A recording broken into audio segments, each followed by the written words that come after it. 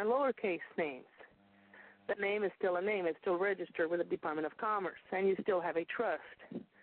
And, yes, you have a lot of money at the Treasury. I heard when you guys couldn't hear me, I overheard somebody say something about that they accessed or they try to access the trust account through the U.S. Treasury, and they got themselves in trouble.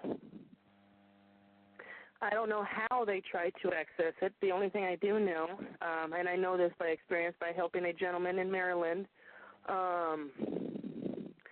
who got himself in trouble doing the Winston Strout or some guru bonding process. He sent a bond and paid it, and according to UCC 6-306, it's paid and discharged, tender of payment, da-da-da-da-da. Well, the bottom line is, for what I've known, again, for according to the government, to the Treasury, in order for you to be able to issue bonds, bills of exchange, promissory notes, first off, you have to be registered as a surety agent. Second, you have to register your bonds to the United States Department of Security and Exchange Commission. And it has to be on the Edgar website, and you have to be registered with the Treasury Department. However, this gentleman got himself in trouble. At that time, I was barely learning all this, and I said, look, this is what I found out. This is what I think you can do, and this is more or less of an idea of what you can do. He did the process. He learned. He read a lot of stuff, and he obtained his he's still a corporation. He didn't rescind his signature, but he took over his corporate trust through the UCC and through the trust indenture. He transferred funds from trustee to trustee. And once he learned all this, he did get visited by a couple. He got visited by only 2 agents. All they want to know is that he knows exactly who he is. And they're not going to let you get away with millions of dollars. He had, if I'm not mistaken, $71 million. Yeah, $71 million. $71,400,000 and something thousand in his account. And when they went to question him, he knew how to answer the questions correctly, and then it made him sign an NC&D agreement. That was about it, never to be bothered again. The last lady that was helped in this process, by that time I knew a lot more. She obtained $25 billion, and she came around to teach me. At any rate, what I do know in a step-by-step procedure, the pieces that I personally have been able to piece together is how we've acquired the Treasury Trust account and why we have as many millions of dollars as we have.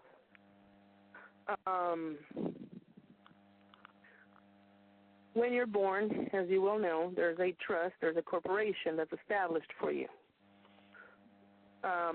Like I said, we're not slaves. We're actually investors. We're investors of the United States. And I've got the publication to prove that.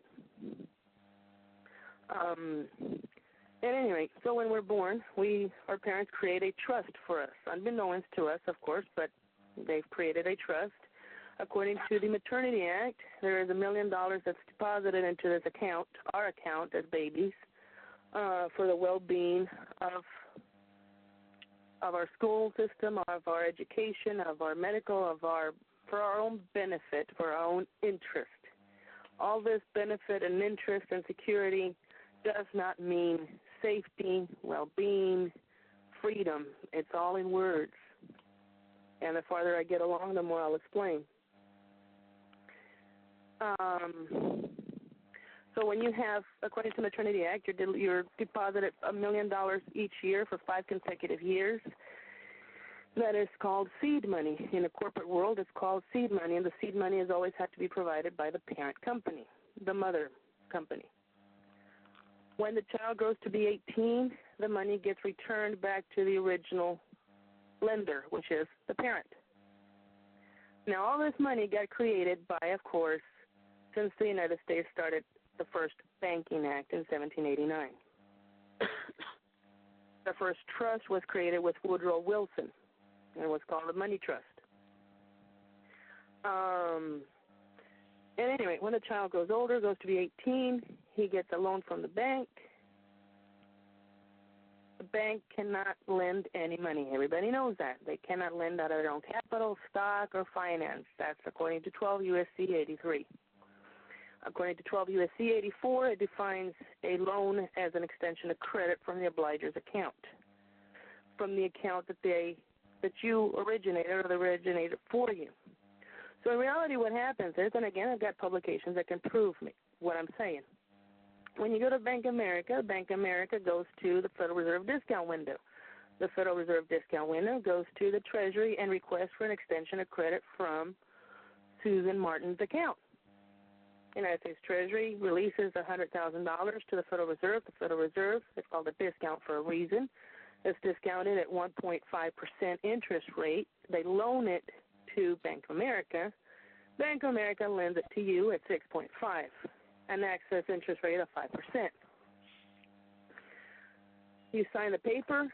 You are not signing for a loan. You are signing a negotiable instrument. You are an endorser. You are an investor. You are the payee. And as a matter of fact, your deed of trust and your mortgage paperwork stipulates that.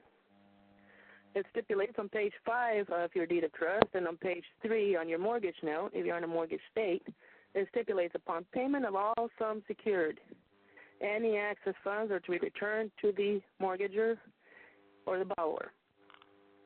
In the deed of trust, it stipulates that you are the trustor.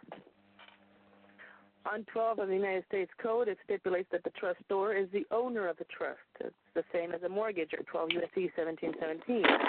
Mortgager, a borrower, an obligor. Because all banking transactions are done in a trust form. Any transaction is done in a trust form. It's all in trust. Even when you go to the courthouse, even when you get a speeding ticket, all they have promised, HJR 182, 31 CFR Section 344, and, of course, the Gold Clause, the Negotiable Instruments Act, and the Public Debt Act. All they have promised to do is to increase our estate. That's why they took away our gold and they reposited it in the Federal Reserve. And according to 12 CFR 411, the Gold Clause, the Public Debt Act of 1934, when you claim any note, any debt instrument, you have a right to redeem that debt instrument into lawful money or a gold certificate. If you know how to do it the right way, it can be done. It has been done successfully. Like I said, they're not lying to you. They just want to know. It's like when you're a parent and you have a child and you're saving up all this money. When he grows up to be 16, 17 years old, you're not going to tell your child that he's a millionaire, because if he's a pothead, you're not going to trust him with $1 million. Because that's his trust fund, that's for his education, that's for his children, that's for whatever it is that you want it to be, and that's your interpretation of him to show maturity. It's the same thing with us. All they're doing is caring for our estate. They don't care about our well-being. They don't care about our health. They care to increase our estate. If that means you have to wind up in jail, doesn't matter. If that means you're going to have to wind up in a hospital, it doesn't matter. That's a responsibility that they have placed upon themselves to increase our estate, because we are investors. Again, according to your note, to your deed of trust, that's what it says. Upon payment of all sums secured, any excess funds are to be returned to the mortgager. Well, okay, fine, great. They never do. Yes, they do. They always do. But you always have a trustee. You always have a second financial institution. So what excess funds are returned to you? You went to borrow $100,000. The note, interest rate, annual percentage rate, and finance charge, amortized for 30 years, it becomes a $500,000 note. The excess fund is $400,000 that belong to you. And it's not just it, because the $400,000 are deposited into an interest-bearing account. They give you so much full disclosure that among the paperwork that you have to sign also includes borrower's instructions. And if you call the trustee and you ask the right questions, they will inform you that the funds escheat to the state as unclaimed, abandoned, or undeliverable. You call the state and you have to find out the name of the trust. But the easiest way is how to redeem the funds through either the IRS or through the Treasury, because this is, again, what happens. You go and make a loan, they give you the money, it is being taken care of for you in a trust account, interest-bearing trust account. You refinance, you keep making payments out of your own pocket. So instead of decreasing the debt, you are increasing it by paying a debt with a debt. And those people that pay with a bonded promissory note or a bond or another negotiable instrument is not helping matters any but increasing the debt. And according to a publication, every dollar of the national debt belongs to foreign investors, United States citizens here and abroad, banks, financial institutions, brokers, yada, yada, yada, yada. All they're waiting for us is to claim them because we are considered incompetent payees. Now, when you go to the website, United States Treasury Public Debt, question and answers, you'll find a question that says, how does the public debt decrease? Well, the public debt decreases by redeeming securities more than you issue. Okay? Well, how do you reduce the public debt? How can the people help reduce the public debt? In order to reduce the public debt, you have to issue a check payable to public debt, blah, blah, blah. It's a contradictory in terms. This is where words are extremely important of how to use them, the proper way they're used, and the proper definition. Everybody thinks that the word reduce and decrease is the same. No, it's not. When you look up the word decrease, it's Latin. It's crescere, which means grow. If you add the prefix to the word crescere, you're taking away. So you're taking away from growing, which means you're literally lowering. If you look up the word reduce, it's ducire. That's Greek for control. If you add the word re, you're giving them back control of more debt. Now, if you go to forms.gov and you look up for the word redemption, you'll find a few forms. There's a lot of forms there's 4 forms that I have found for claiming the funds. Now, that's one way. There are, like Rob said, there's more than one way to skin a cat. If you want to remain in commerce and you're just interested in reclaiming your funds, that's fine and dandy. They'll give you back your funds. And it's called circulating economy for a reason, because the labor of a human being shall not be an article in commerce. We're not supposed to work. We're not supposed to work. We're supposed to get the funds. We're supposed to have brains. We're supposed to be competent. When we sign the note, they're supposed to issue us a check when they sell it, and they sell it immediately. They're supposed to issue us a check. But because we're incompetent payees, the trustee cares for it. But in an ideal world, they would return the check to us, the debt would be paid, and we would invest that money. So it would give us the same possibility that the banks have. All of us, that's why all of us are banks. When you look at the definition of the word bank, whoever has a Federal Reserve note, whoever deals with the Federal Reserve. You have a Federal Reserve note in your pocket, you're a bank. If you have some type of an outstanding quote-unquote debt, you're a bank. So that is one way to skin the cat. You can redeem your funds with the United States Treasury using the proper forms. If anything that I've learned throughout all this is that for everything, if you want to sneeze and you need a license to sneeze, there's a form. There's a form for everything. You can't make up your own paperwork. You can't draw up your own thing. I mean, you can. Good luck. If you know how to stand by it and have both feet in the ground and know exactly what you're doing and why you're doing it, and you're not going to come up with any straw man or my birth certificate was monetized 150 times and I know I have $150 billion. As long as you don't come up with that, you're all right. You won't be sent to the nut house. Now, another way is getting totally out of the system by Trading with the Enemy Act. Trading with the Enemy Act tells you exactly the problem and the solution. The problem is we're not United States citizens. They have no reason to take care of us. They have no reason to care for our financial situation. They really don't. The way I see it, like I said, is in a positive way. They have helped us tremendously. It's like when you eat and you eat and you eat the Cracker Jacks, the popcorn, and you get at the bottom of the box and you find this nice big old surprise. Well, at least I'm old. At least back in the day, there used to be nice, cute little surprises. It was fun. It's exactly the way it is now. Things get worse if you wake up. When you get to the bottom of the box, there's going to be a nice surprise. Really nice. And that's all they've been doing. And that's all they really want. They don't like us as much as we don't like them. The bottom line is, like I said, we're considered enemies. Let me ask you this, and this is the best scenario I've ever given to anybody, and this is where people finally click. Hopefully it'll help. Rob, you're still around? Yeah, I had unmute. Okay. Well, let's say I tell Rob, hey, we've known each other for years. We grew up together.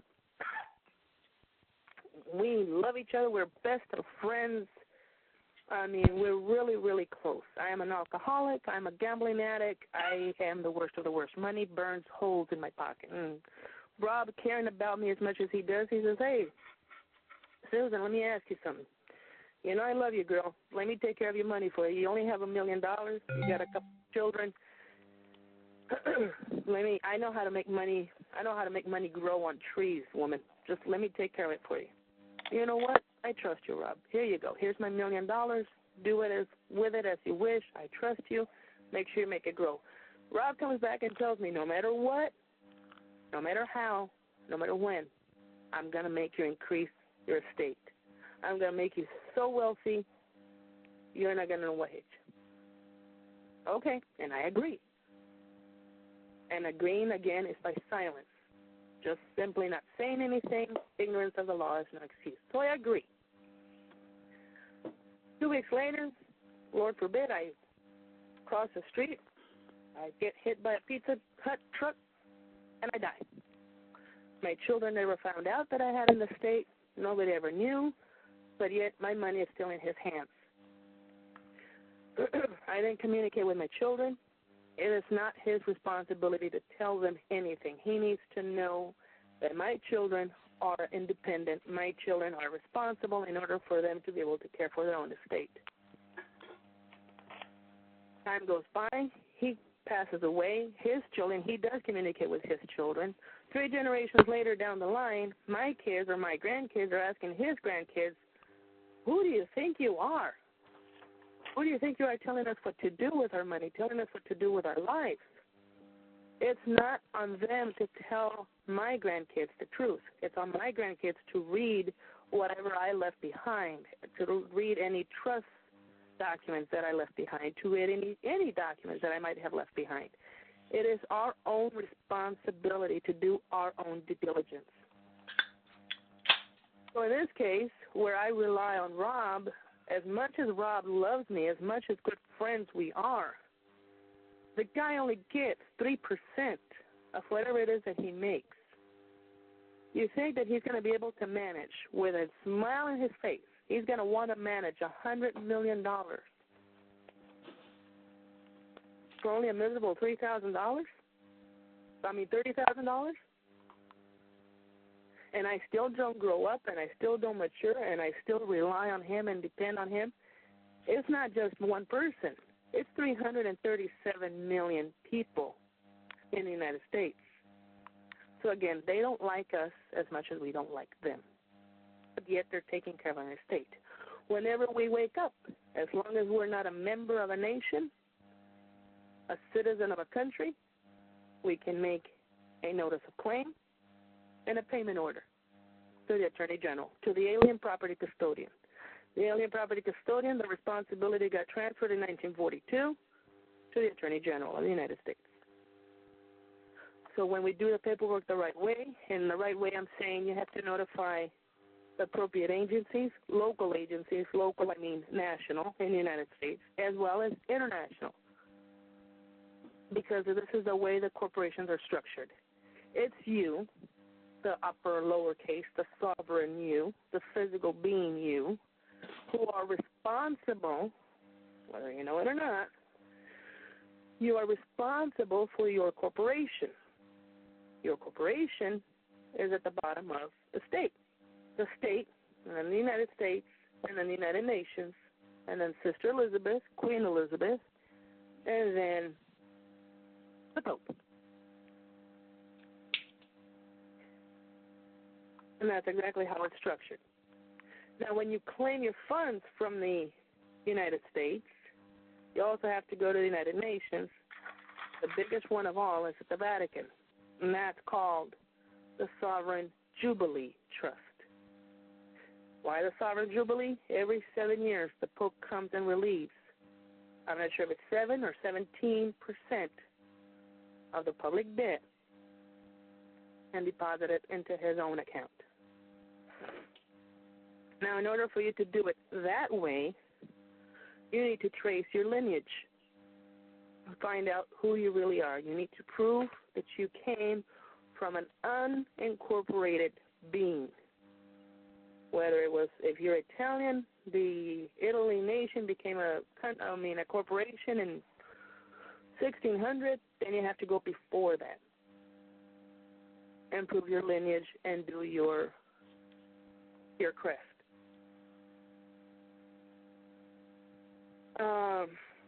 So that's another way. Again, if you're just interested in money. Now, with this way, the sovereign way, the true sovereign way, you have to know who you really are. I mean, really, really, really know it, feel it, live it, and exist in it. Because if you don't, even if you say you do, one word can ruin it all. You cannot say, for example, you cannot say you're a sovereign person or a sovereign citizen. It's a bit contradictory of terms, and you're screwed. You can't say that you were born at a certain date because you don't know, and because in reality there is no time. So again, it gets weird in this sense. I mean, you really have to know who you are. In this physical world, your energy, you're walking on God, you're traveling on God's land, bottom line. Or in this corporate world, you're an investor. It's up to you. Your reality is not mine. There is more than one way to skin a cat, but if you do it the right way, the bottom line is, yes, you can accomplish your freedom, you can accomplish your funds, and yes, there is gold. There is gold. Now, the longer we take to claim the gold, the more it's going to depreciate. Because as the United States economy, as the United States debt increases, the assets decrease because they have to be covered by something. When you hear that the Federal Reserve notes are nothing more than a piece of paper, that's a bunch of phooey. You don't believe me? Read the Negotiable Instruments Act, the Public Debt Act, and the Security and Exchange Commission Act, not to mention the Investment Act. There's a lot of rules, regulations, publications that tell me otherwise. Simply go to 12 U.S.C. 411. It'll tell you exactly that you can claim Federal Reserve notes or any debt instrument for lawful money. Then you go and define lawful money, you'll find that beautiful four-letter word, gold. And like I said, the longer we take, the more the gold is going to depreciate. I did have the pleasure of speaking with Mr. Paulson about a year ago. I was helping out people with foreclosures. And I called him up, and I wrote Ms. Cabral a letter, and she never responded to it. So I called. I'm trying to talk to Ms. Cabral, and perseverance was the key factor because it took me a long time, but I finally did. And when he came to the phone, he was very polite, very well-mannered. He allowed me to talk, and I told him I was trying to help people that were losing their homes. And, you know, I had read publications, and I had done this, and I realized, I mean, you know, a suggestion would be to relieve them of their funds, of the funds that rightfully belonged to them. We were trying to write all these letters to the banks, and the banks never responded. It was a dishonor of payment, et cetera, et cetera. He let me finish blabber on forever. Finally, when I was done, he says, "Are they there with you?" Who? These mortgagers, these investors, are they there with you? No, sir. Do they know you're making this call? No, sir, I'm trying to, he interrupted me. I was going to tell him I'm trying to inform them of all this. And he just interrupted me and says, that's the problem, young lady. The problem is we're not united. People do not understand that we do not stand side by side. Here you are trying to tell me that you're representing or you're trying to help a group of people. Where is this group of people? Are they helping you? Or are you just helping them? Tell you what, when you get at least 200 people that do back you up, don't call me. I give you a formal invitation to come and visit me, and then we'll talk. Other than that, have a good day. And he hung up. And it got me thinking, he's right. He's right. And I'm trying to, just as much as I hate, well, not hate, it's the wrong word, I despise people to shove religion down my throat. Without wanting to, I was trying to convince these people of who they were and that they were investors, and I was trying to help them with their mortgages and all this, and they didn't learn.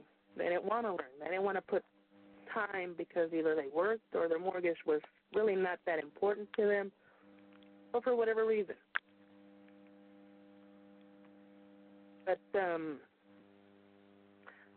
at any rate, and then after that, that's when a gentleman, acquaintance of mine, introduced me to the 1099 OID.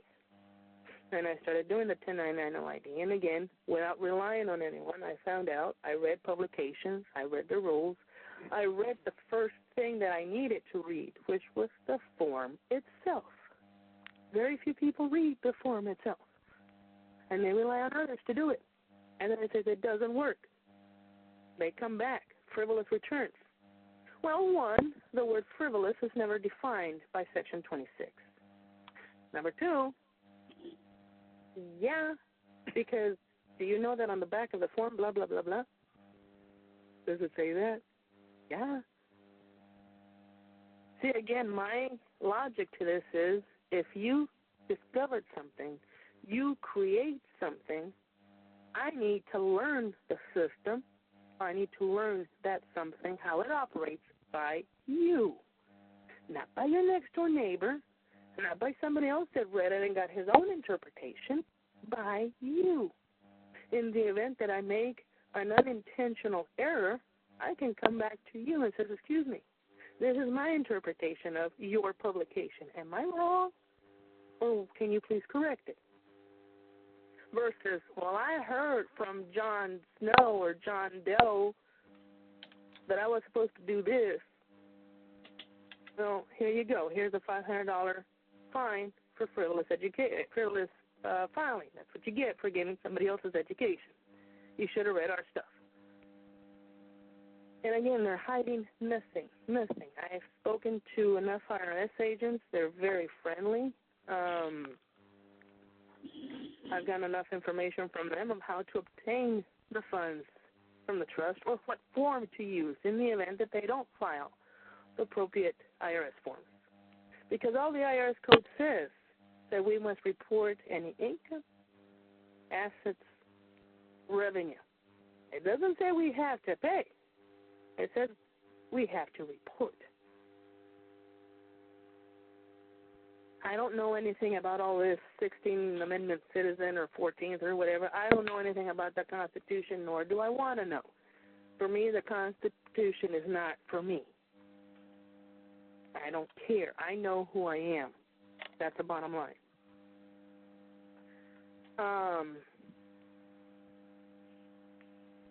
And like I said, once you obtain your gold the right way, the sovereign way, then if you go to the Sovereign Immunities Act and the Negotiable Instruments Act and the Gold Clause, you have the sovereign power to coin your own currency and to report and do a treaty and all this other fun stuff, then create your own nation.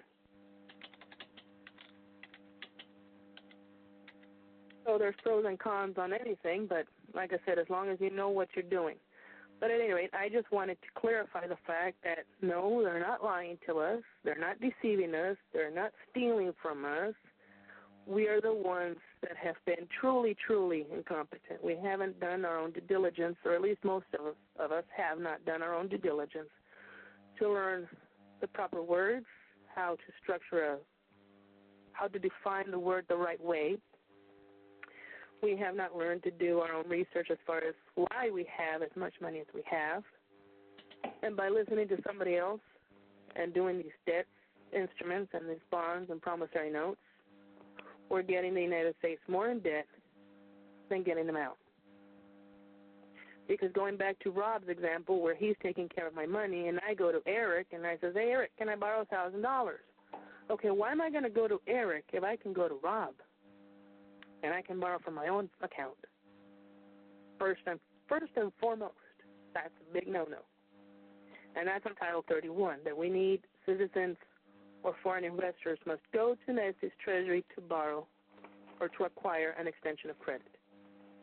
That's the bottom line we're supposed to do. But people like to be lazy, so we go to the corner bank. And we go to Bank of America. So we go to Eric. I go to Eric and say, hey, Eric, I need to borrow $1,000. Well, instead of me getting money out of my pocket, I need to go to Rob and says, excuse me, can you please pay for my debt? Because, as you know, you sold the note, and it's already paid for. And by the way, I need a couple of $1,000 or I need a couple of $100,000 my way. It's his fiduciary duty. They're not hiding anything from us. They're great at what they do. They're great at making money grow, but they're not psychics. They need to know that you have woken up, and you have woken up the right way. You will be interrogated. According to this lady and according to these gentlemen, it can get pretty scary. But if you know how to stand your ground, everything will be fine. A great example of this, going back to this gentleman in Maryland, where he had gotten in trouble.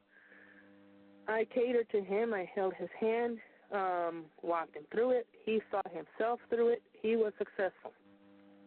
He told his friend that got himself in the same situation, here you go, file this paperwork, do this, do that, have it apostilled, have it signed, send it to Buckingham, do this, blah, blah, blah, send him all the instructions. His friend did it. It's been a year and a half. His friend is still in jail. Why? Because he got visited by the same people. Same document. I mean, not altered one bit, not one word got changed except his name. Other than that, it was an identical document. Where did you get it? What membership do you belong to? Well, my friend gave it to me. What friend? Oh, I don't know. I got it from the Internet. Oh, well, that ruined that. So he didn't know how to stand by it. He didn't comprehend it enough. He didn't know how to defend it. So he got screwed, and he is in jail.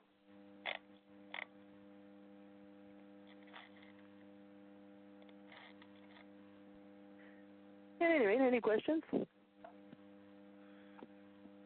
Yeah, Susan. You were saying when they come visit you, I guess you were talking Secret Service. What did you say they had to sign? You went too fast. They made the lady sign? An NCND agreement, a non-disclosure, non-circumvent. Okay. Make sure that she won't say anything to anyone. Okay. And she asked me, why? And I said, they have to. And she was scared. I mean, she really thought that she was going to be watched and spied on through satellite cameras and stuff like that. She had to go to a payphone. And even in a payphone, which according to her was like 20 miles away, she was still whispering to me. But you're talking about a 60-some-year-old lady. But she was successful. She was so successful, she got her gold certificate. She's got her little island in the east coast of Florida. And that's all I know from her. Great.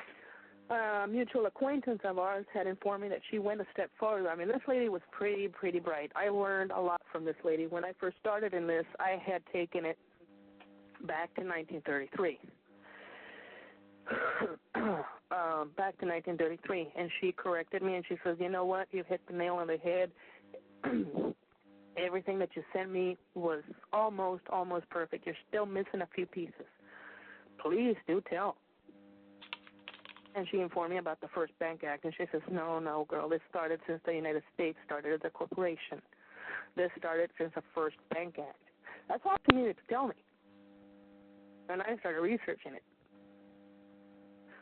So according to this mutual acquaintance, because of this mutual acquaintance, and I started doing my own research, we had led her to the Vatican, to the Sovereign Jubilee Trust. How much she acquired there, I don't know. You were saying every 7 years that's the Sovereign Jubilee Trust, a percentage of it goes to the Vatican? Every 7 years. It's called the Year of the Jubilee. It was last year. Okay.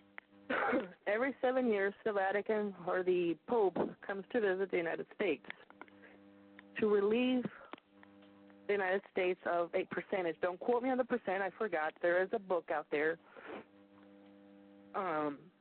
But to relieve the public debt of a certain percentage. And this is with every nation. Every nation. Because you got to understand, there's only 9 sovereign nations in the United States. 10, if you want to include, and yes, this is possible, yes, I researched it, and yes, it's very true. There's a 19-year-old boy up in Tennessee who made a nation out of his bedroom. And it's registered.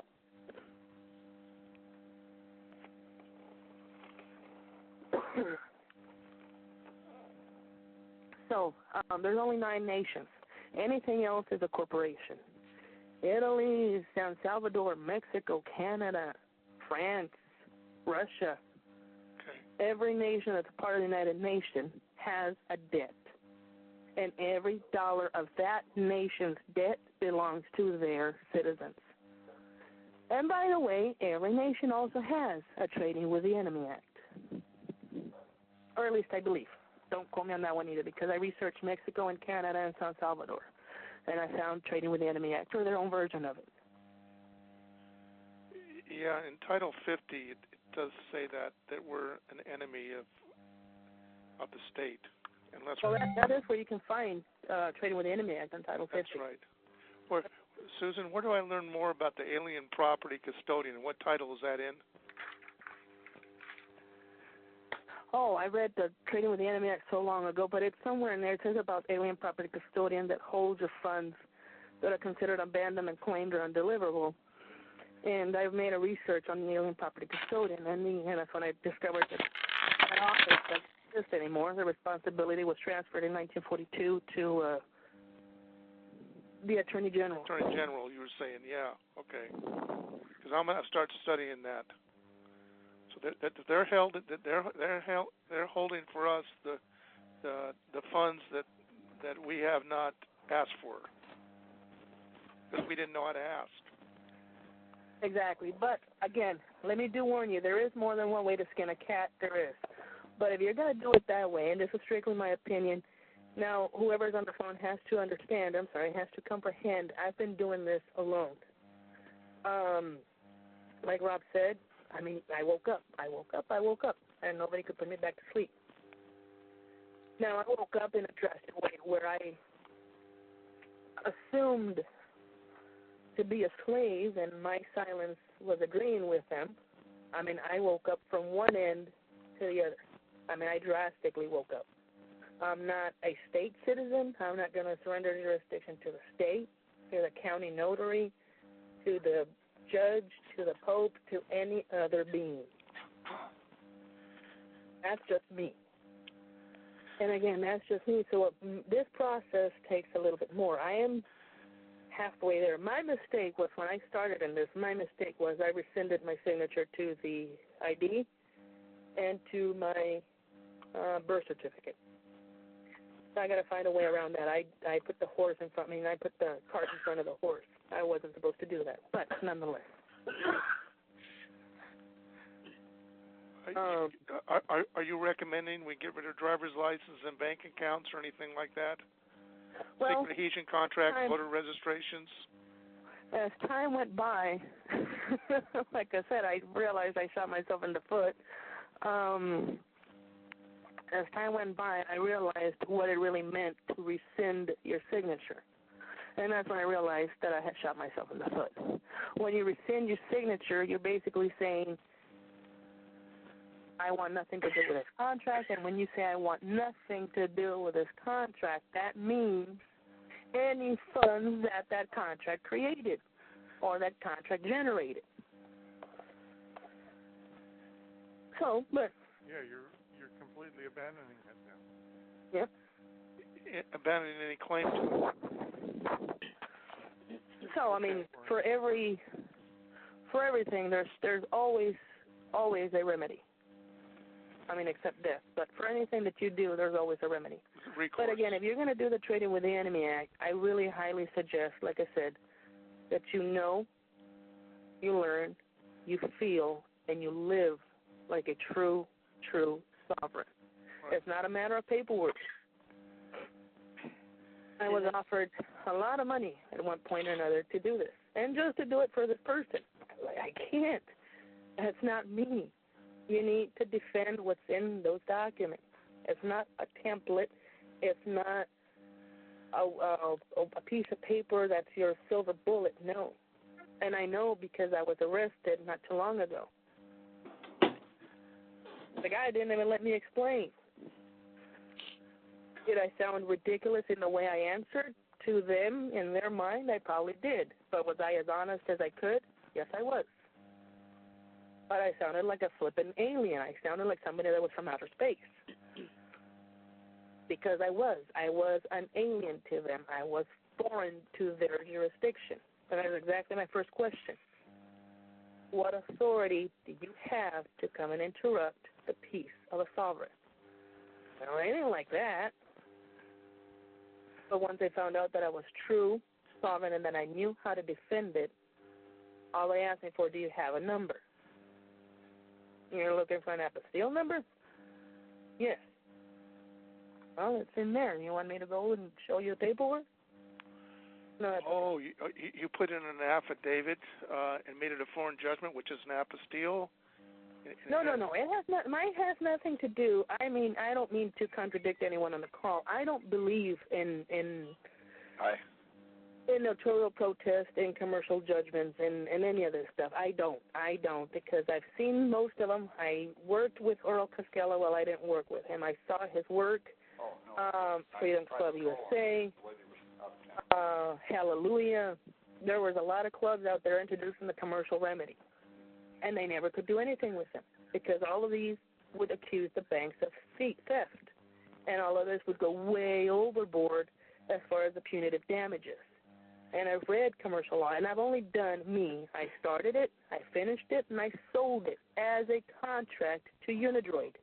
Unidroid is the section that governs domestic and international contract law.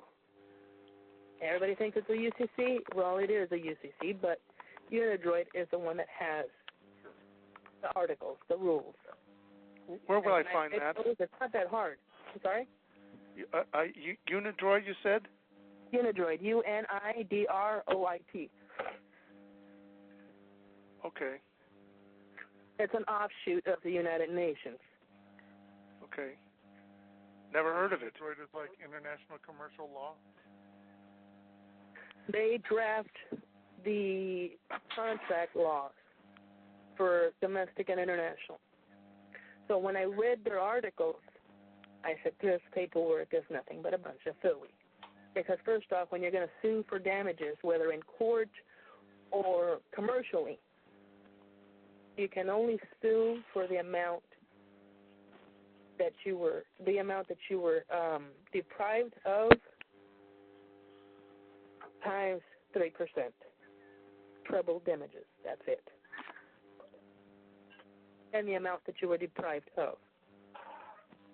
In the case of a mortgage, however much the note was, not the house, the note, plus or times 3. And you have to send them a notice, a letter, requesting information, and then you have to send them a notice of fault and a notice of default. And then you have to send them the commercial paper, notifying them of the judgment. Then you report that to the UCC. You send it all as a one package, as a contract, just like selling contract for security alarm systems. You sell it to Unidroid. And they do pay you if it's done in a contract form. But anyway, no, this has nothing to do with foreign judgments. This has nothing to do with any judgments. It has nothing to do with fighting with anyone. My idea in all this conference call, and I'm sorry that I guess I lost the rest of the people, my idea in this conference call was to get people together, that we could sign one letter that I'm drafting for, oh, darn it, Secretary of Treasury, Paulson, for Paulson or for Ana Cabral, the treasurer. Being nice about it. I mean, it's not about fighting. It's about, like I said, realizing what they have done for us. Being appreciative to the fact that thanks to them, well, first off, thanks to our good Lord and thanks to us waking up and realizing what we've realized, and then thank them for increasing our estate tremendously. All we want to do is help decrease the public debt. And how can we help decrease the public debt? By requesting for a redemption of funds. How will we get 200 people together like Henry Paulson told you? Oh, I'm sure it's not a matter of having 200 people, but it's a matter of having a large amount of people, at least 10, 20, where we can go and as united as we are. Because, like I said, it's just, you have to understand, and I keep saying if you're going to do it the Trading with the Enemy Act and do it the sovereign way, you have to know who you are. Well, either way, you have to know who you are and why we're here for. We're here on a mission. Each and every one of us are here, and even the laws of the nation, the laws of the United Nations. There's a Declaration of Citizenship. It's a beautiful written document. On the first thing it says that we're here to help each other in hopes of brotherhood. The United Nations is telling us this, and that's what we're here for. We're supposed to help. We are our own enemies. I mean, these people, this is what has gotten us to be where we are today.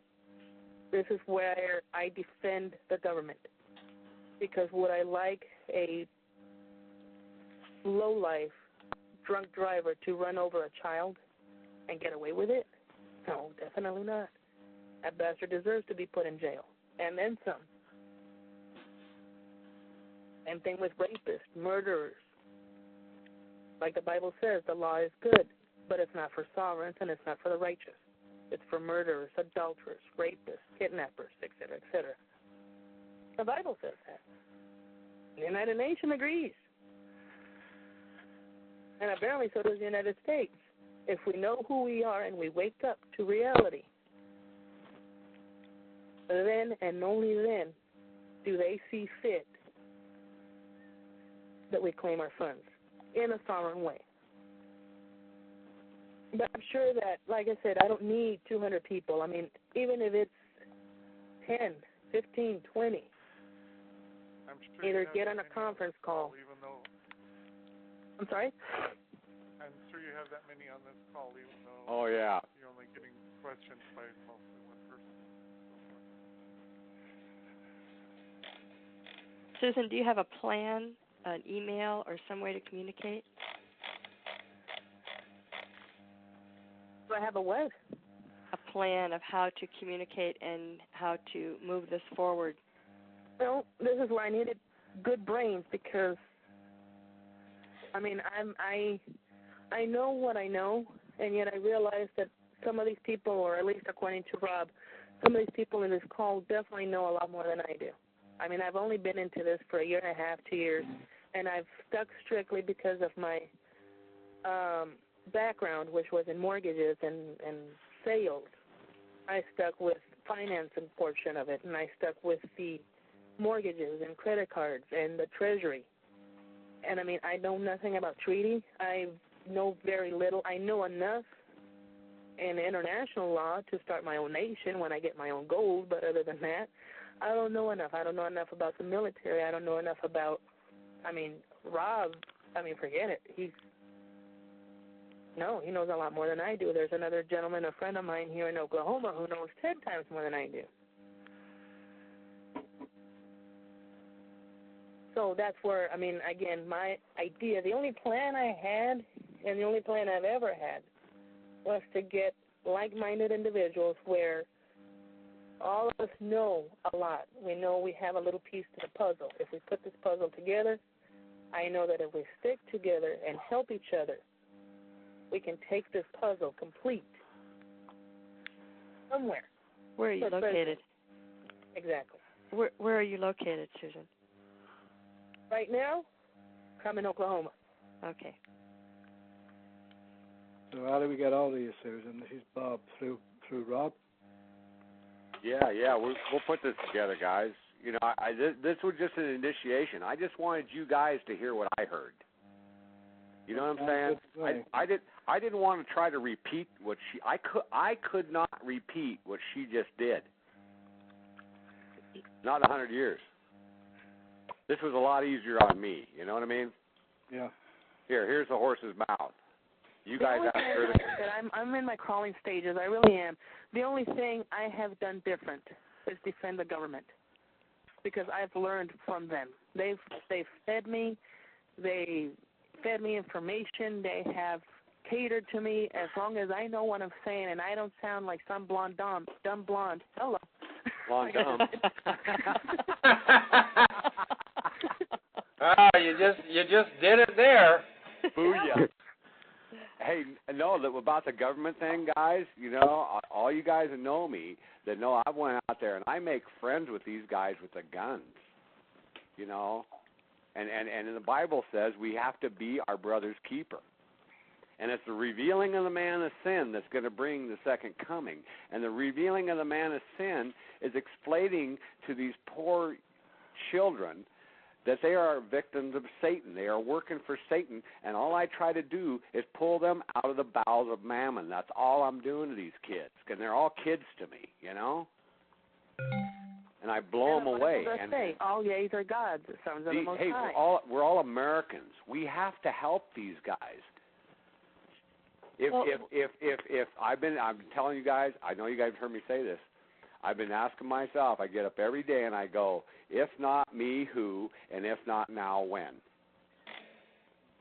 And when you start asking yourself that question, you start going out and doing stuff that's really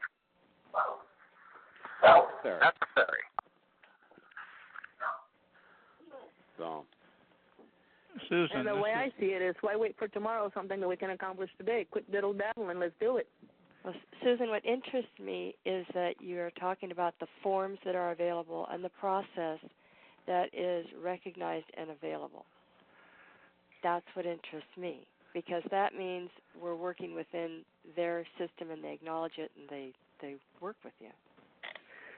Now, the forms, I will not say them in a conference call, because I believe, I'm not sure, but I believe that there's a couple of people that I've had the pleasure of speaking to in the past, and they are patriots, riots. They charge. So I'm not about to release this information and have somebody draw a seminar and make thousands of dollars and twist things around. I understand. It's not fair for me, and it's not fair for the rest of the people. No, I'm just talking about, you said there's government forms that are already available to, that, you know, that seem to acknowledge your process. Yes. Is that correct? Yes. Okay. It's like you say, you can't make up your own paperwork.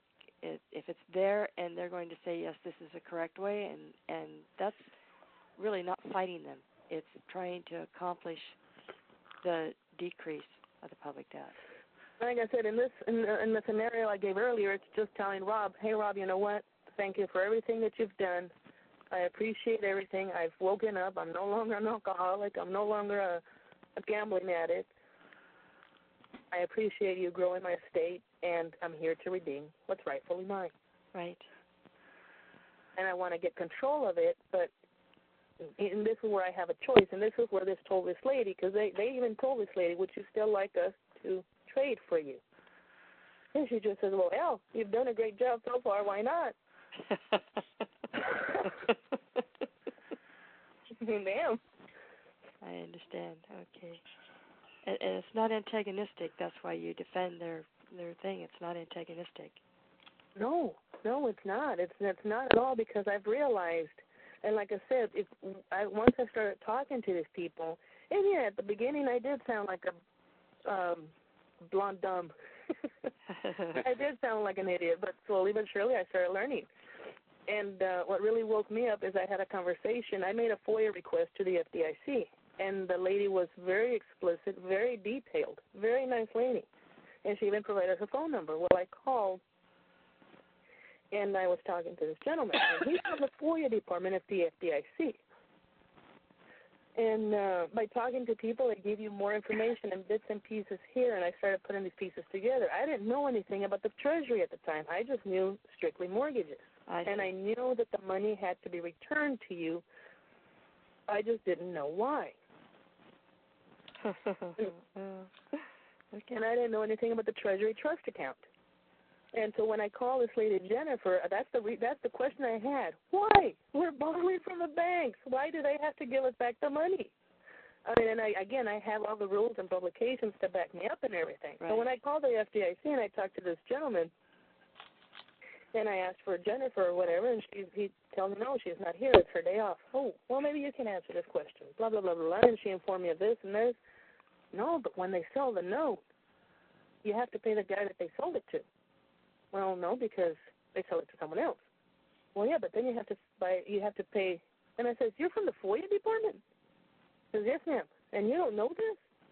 Apparently not. I've only been here for 3 months. I'm sorry. No, that's fine. But, they do sell the note, and they sell it, and they sell it. And then he interrupted me and says, that's right. Wow, that is right, till it turns into a zero coupon bond, and then it's registered to the United States Treasury, where they got the funds from. Whoa, what? You said what? And I said, exactly. I pretended like I knew, of course, not knowing, but I know how to pretend. And I said, exactly. It turns into a zero coupon bond, and they turn it into the United States Treasury. And I said, do you know why, though, it turns into a zero coupon bond? And then he said, yes, because the zero coupon bond is for a certificate of indebtedness. And I said, there you go. You see, just like a loan is an extension of credit from the obliger's account. It's from the Treasury account, right? Yeah, okay, now I understand. And I said, you have a mortgage? And he says, yeah, but I'm not anymore. So as soon as I hung up with him, I got busy looking up on the Internet zero coupon bonds, and I started reading more on United States Treasury publications. And that's when I found this publication that's just fascinated me. And this is the #1 publication that tells basically all. It's called Public Debt, Private Assets.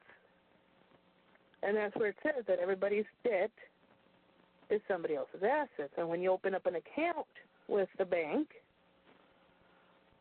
it's the person's assets. And then at the bottom of page 3 or whatever it says, in terms of a national debt, every dollar belongs to United States citizens, foreign investors, et cetera, et cetera. And I'm like, wow, okay, so this is how it gets structured. Okay. And then I started trying to look up the rule, and then I found the rule. It's 31 CFR 344. And that even tells you exactly how to redeem it.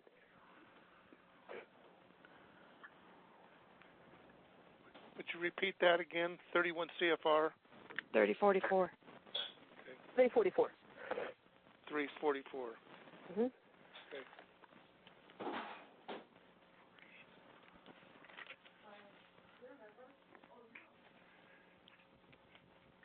Well, I'm interested in continuing this and going forward, and I'm... Anybody want to sign a letter?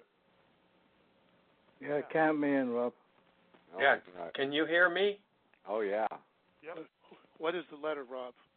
It's going to be the letter to Paulson, man. We got to show some continuity out here. Yeah, sure. Yeah. That's what we got to do. My idea is either one of three, and I do need the help because I cannot do this alone. I do need the help. One of three. Either we get together and we take a long trip to Washington, D.C., and literally knock on Paulson's door, or Anna Cabral, or somebody from the public debt. You've only got 63 days. Well, no, because the next guy is going to have the same baggage. The baggage is still going to be there. Yeah. It doesn't matter who it is. It's always going to be there. See, people are too afraid about the economy collapsing. I'm not. Well, of course I am, because like I said, the more the United States is in debt, the more it decreases or depreciates the gold value. Whereas when all this started, it was $32 an ounce. An ounce. I'm talking in the 1800s. $32 an ounce back then.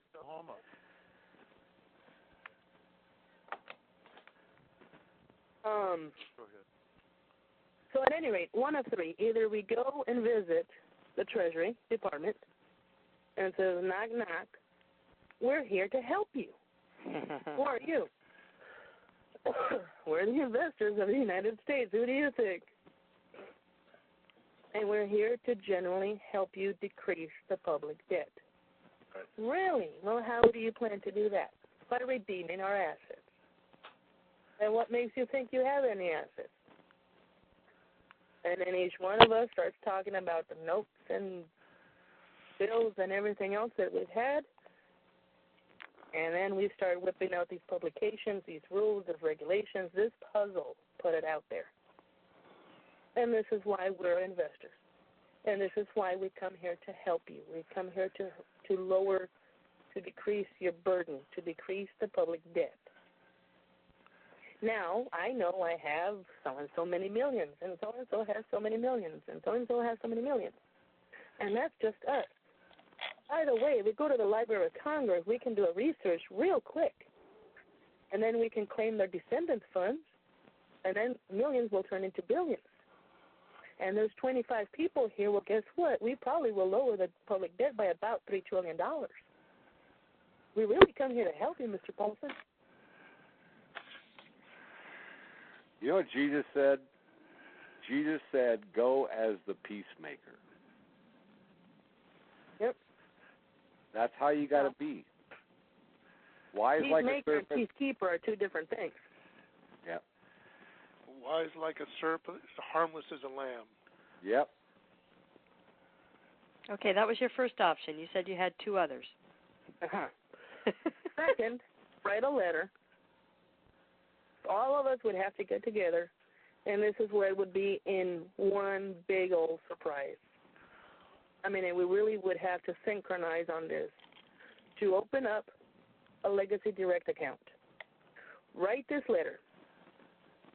Of course, I'm going to have some help because my grammar I am blonde where it concerns grammar. But nonetheless, anyway, we'll write this letter. We'll sign it on January 2nd or sometime in the date where we're going to send this letter in, and it's going to be signed by 20, 30, 40 different people, along with 20, 30, 40 different forms to redeem the trust account.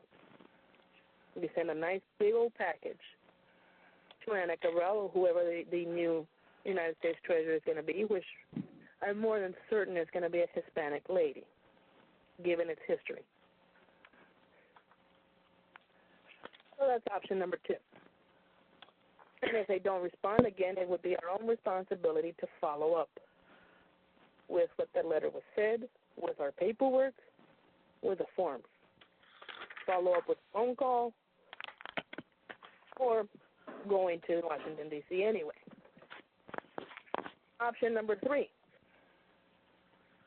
would be on a conference line where all of us would get together and would call the United States Treasury public debt and ask questions. Hey, Susan? Yes, sir? Is there any way that you can do the conference call first? Would that be advantageous? And then, if not, follow it up with paper? Well, I don't see why not. Okay. Sounds good. Well, you know what? I've learned something. I need to take a trip up to the border because I got to go apologize to all those boys up there because I got a book on protocol, and I really shouldn't have hit those guys like I hit them. I hit them cold, and proper protocol. I should have sent my paperwork to headquarters, Bellingham, Washington, of U.S. Customs, and with 3 days, within 72 hours of when I was going to cross, and noticed them first, and then done a follow-up phone call. The paper, you know, you got to put yourself out there, because see, a voice on the phone. Winston Trout said something viable to me one time. If you don't think something's real, write it down, and it memorializes it. Now go look up in a dictionary, legal dictionary, what memorialize is. There's nothing stronger than the written word, and I mean handwritten. The boys in Canada hand wrote the Queen of England, and she wrote them back. Did you do that in lieu of a passport? Yeah, oh yeah. Okay, I was wondering. Yeah, oh yeah. Alberto Gonzalez and all his wisdom took away habeas corpus, and it pissed me off, so I went and crossed an international border to prove a point. I didn't want to be a U.S. citizen anymore if I was subject to torture. It was not my will nor my wish to be waterboarded. And if they weren't going to give me habeas corpus and I was going to go to Guantanamo for some paper terrorism activity,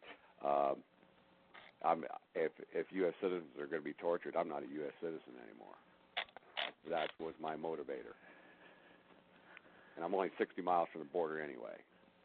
Well, this whole thing is very complex. I mean, it's very complex, and as long as we have the Lord to guide us, there's a lot to do. There's a whole lot to do. I'm a lot easier to do with him than it is without him. Say again? It's a lot easier to do it with him than it is without him. Absolutely. And there just has to be a lot of things that we need to do. I've heard over and over, this is Satan's world. Well, so, that was, you know what? That's when things started going right for me. It was the hardest thing for me to accept that Satan owned this world. Right. And the day I accepted the fact that Satan owned this planet, I got an attitude now that he can have it. Right, exactly. And see, the way, excuse me for interrupting, the way I see Satan, I mean, it's not like this horny or gentleman or guy with horns and with red and a ponytail. Oh, no, hell no. I see it as, and where I say the government's not against us, I also say that I see them as Satan. Because he who serves two masters, he always fails one. And how can I obey? And this is the best. The first thing I tell a Christian or anybody with any religion: how dare you say that you serve God when you're standing on a commercialized church? When you surrender jurisdiction to a judge? When you surrender jurisdiction to a police officer? That's correct. But most people just don't know that. I mean, we just don't know that. The reason I'm listening to this, I want to find a better way. I want to find a way out. I want to find a way that serves the Lord, and also gets gets me out of the situation that I put myself into, whether knowingly or not knowingly. But like I said, that is the bottom line. If you know who you are, and once you figure out who you are, and yes, all this is in the Bible. I mean, all yeas are gods. All men are created equal. How can a mere mortal hurt me, harm me? When God you're right. I know God right. can protect.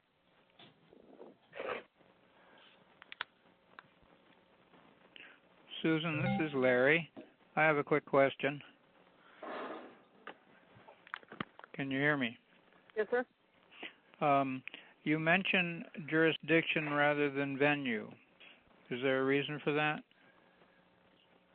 Venue, jurisdiction, I'm not into, well, I am into words, but jurisdiction because they have no jurisdiction. Venue or not venue, they have no jurisdiction. Do I have a right to tell you, Larry, stop smoking, don't drink, sit down, at 10 o'clock at night, you've got to have your lights turned off. At 10:05, you have to go to the bathroom. At 10:20, you have to be in bed. Do I have a right to tell you that? No, absolutely not. I am no different than a police officer. I am no different than a judge. I am no different than any mortal out there. All men are created equal. Like I said, this is just me. I'm not going to surrender jurisdiction or venue or anything, any authority, because nobody has any authority over me. If God gave me free will, as long as I know how to follow my conscience, my spirit, and I know that I'm here to help and not harm, and if I harm someone, it is definitely unintentional. But I realize that, and it's between me and the individual that I harmed to settle things out.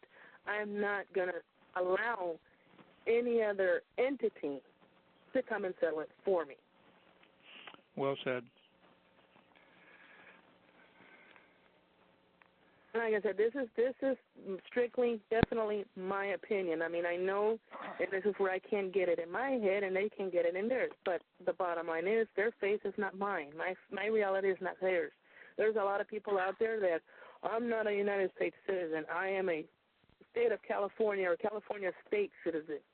Well, good for you. Okay, then you go on with your happy little self and you be a state citizen. That's you.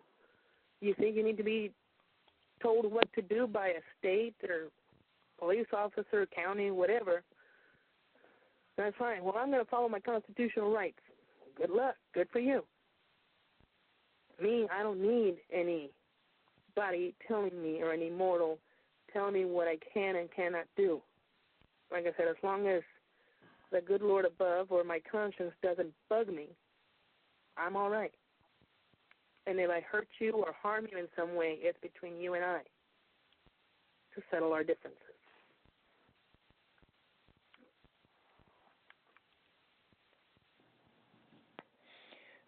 Susan, Yes, sir.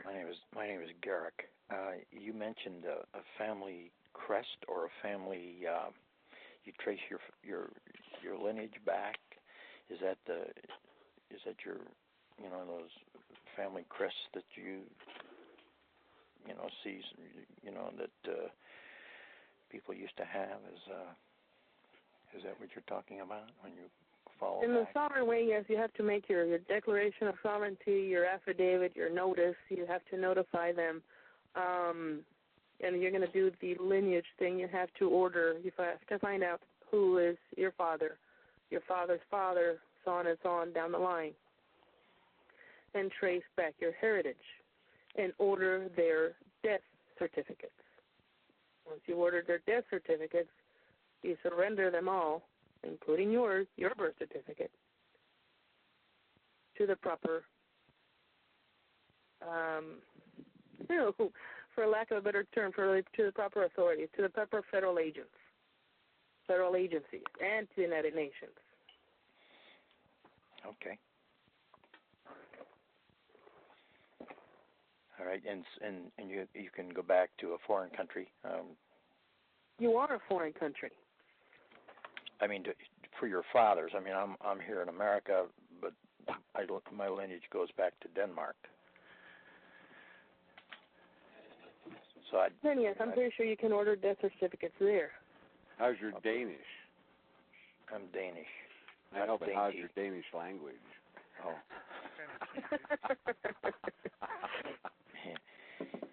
You might and once you've done that, you notify Buckingham Palace, the primary authentication department, such Justice Management, the U.S. Department of State, and then you get your final step and you get acknowledgement from the Bureau of International Affairs. Okay. This is that treaty on private international law that book you gave me, Conflict of Laws, turned into.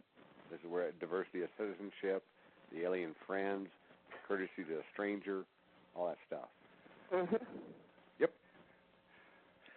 Hey guys, I'd like to say one thing about the lineage age, if I can even say that word right.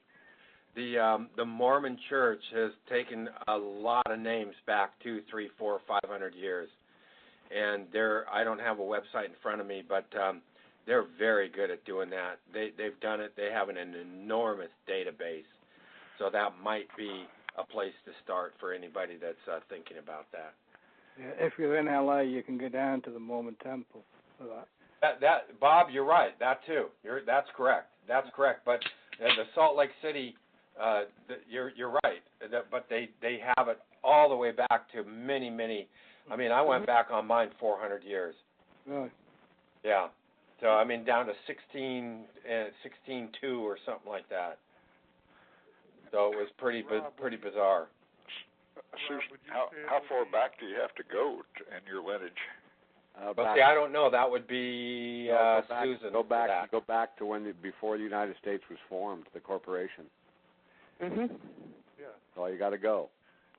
Can this be the female line rather than the male line? Nope. Okay.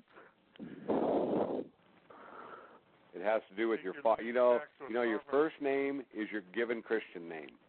Correct. Your middle name is your tribal name, and your last name is not your family. Hey, Susan, tell them family. There's a group of people out there saying my name is Susan, family of Morgan. Well, when you say family, the true meaning of the word family is not mother and father and brother and sister. True meaning of family is a group of slaves.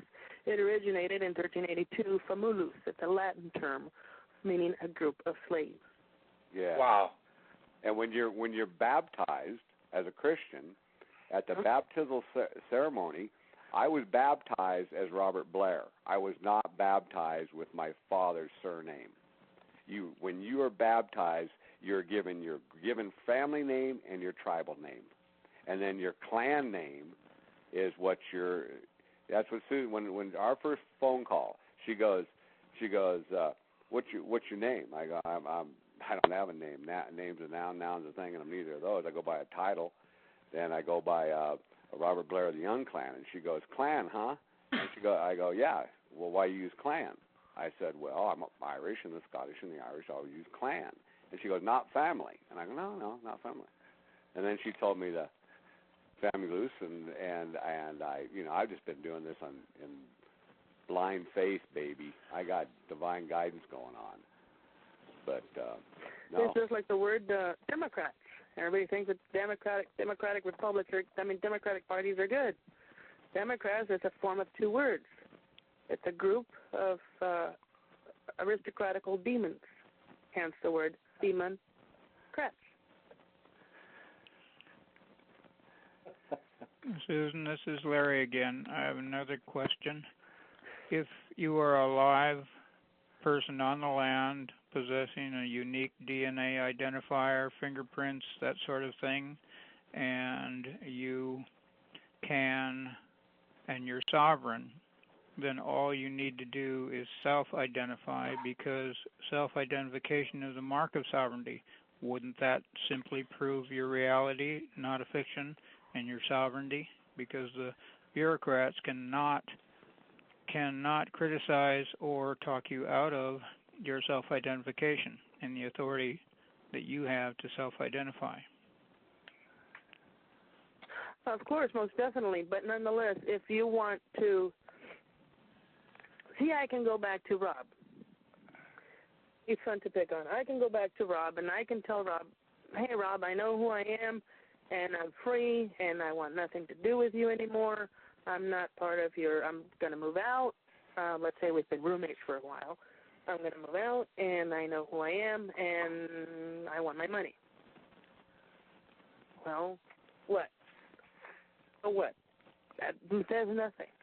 If Rob in the beginning told me that I had, we had a trust agreement, whether it was verbal or not, nonetheless, it was a trust agreement. And there are certain procedures, rules, regulations, paperwork, forms that I had to fill out to get all my funds.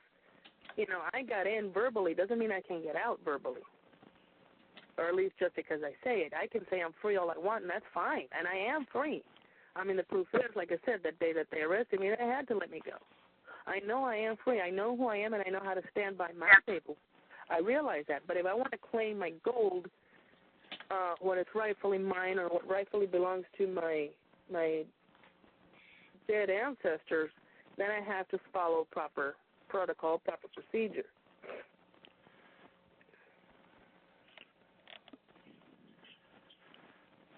Okay, are you familiar with the... Excuse me. Go ahead. Go ahead.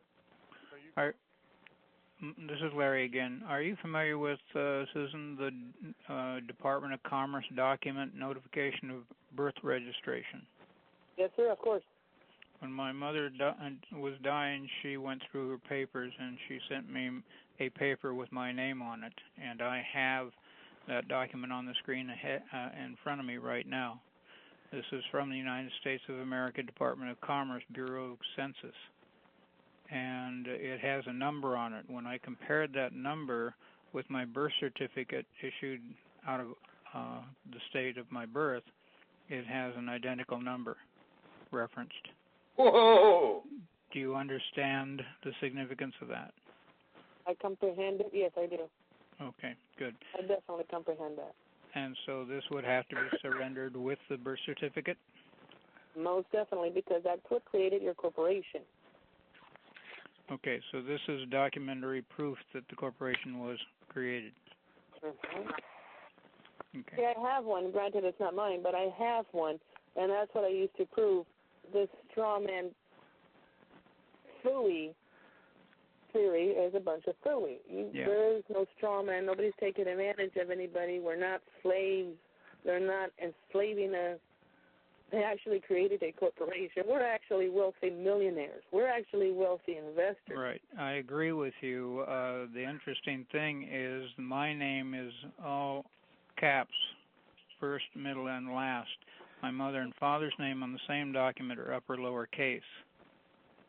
On my birth certificate, my name is upper lowercase, and so is my mother and father. So the interesting thing there is that this reflects what you mentioned about the creation of the corporation was done with this document. Uh-huh. Larry, repeat what the name of that document is now that everybody's ears are perked. Okay, it's called the United States of America Department of Commerce Bureau of Census, Washington, Notification of Birth Registration. And I think you should be able to send. Excuse me? You think your mother was sent that by mistake, correct? No, I think it was done routinely in those days. This was 68 years ago. I think this was done routinely in those days. But see, if you've noticed, they have tightened up the leash quite a bit. Mm-hmm. I mean, back in those days, there was a lot more disclosure. Yes, and I really exactly. don't think, and again, I really do apologize for defending the government so much, but I put myself in their shoes. And I know society. I've been around society. All my life has been in sales and dealing with people, plus not to mention I love psychology. So I know society pretty well. And I put myself in their shoes. And I don't think, really do not believe that they're trying to deceive us. But nonetheless, when somebody gets a hold of something, they always turn things around, discombobulate it, make them sound like the bad guys, and they create nothing more than chaos. Right, but I have to say that it's refreshing to approach them with the assumption that they are operating in good faith, but at the same time, nobody has taken the responsibility to educate us, not in the public education that we paid for or any of these other, when we go to ask questions. You luck out when you get bureaucrats. That's a good thing. Yeah. And that is a good thing because, again, I was arrested. I can't emphasize enough. I was arrested. If I would have been arrested for drunk driving and running over an innocent child, right, there's nothing they could have done to touch me. I could not have been sent to prison, to jail, to nothing because I know too much. Right. And I am very blessed and very fortunate that I am not a driver. I am not a violent person. Okay, I might throw my cell phone across the wall every now and then, but nonetheless, I am not here to harm anyone. Because my point to this is, Larry, if somebody with this nature, somebody that rapes and murders and kills and robs and destroys and drinks, a belligerent individual. No, I agree with you completely. That's why they have to only give us bits and pieces of information. Right. As a footnote, I also have the raised seal birth certificate from the hospital with the signed doctor's name and my footprint on it. But as I'm saying, all three of these pieces of information and documents are ex post facto from the fact of my live birth. Mhm.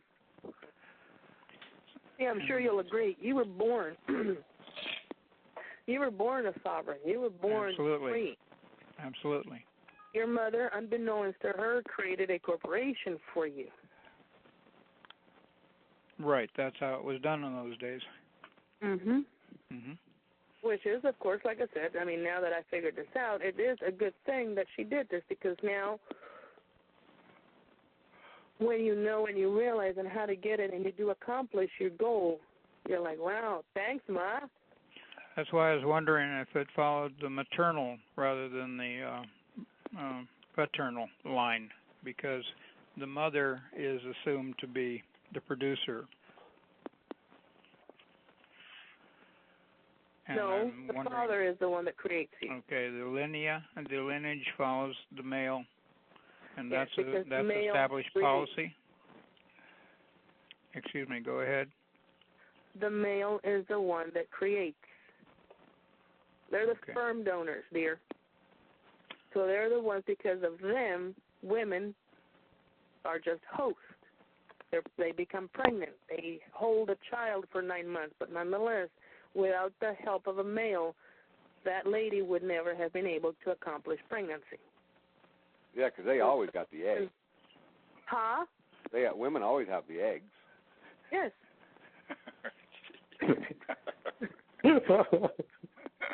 You're back. What? So, Susan. Okay, Susan, you haven't mentioned the Department of the Treasury Financial Management Service. Is there a reason for that? The Financial Management Division? Yeah. I haven't spoken to them that many times. I just spoke to them once, and then they gave me another number, and after that I just attained myself to that one number. But yes, they are the ones that do the accounting for the United States Treasury, and they are the ones, as I'm saying, it is all. I have a letter that reads, Dear citizens, the accountability of trust funds, blah, blah, blah, for the year 2000, and they always do a reconciliation September 30th every year.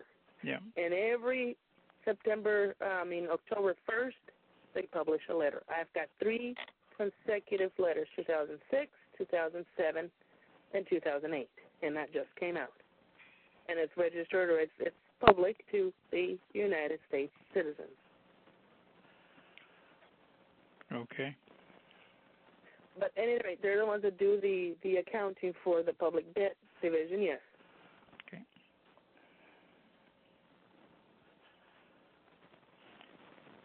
So, Susan, to recap, a few minutes ago we were talking about status and people who know who they are and proper protocols used. Would you recommend, or would you like to see, or do you think that anybody who might be signing a letter or offering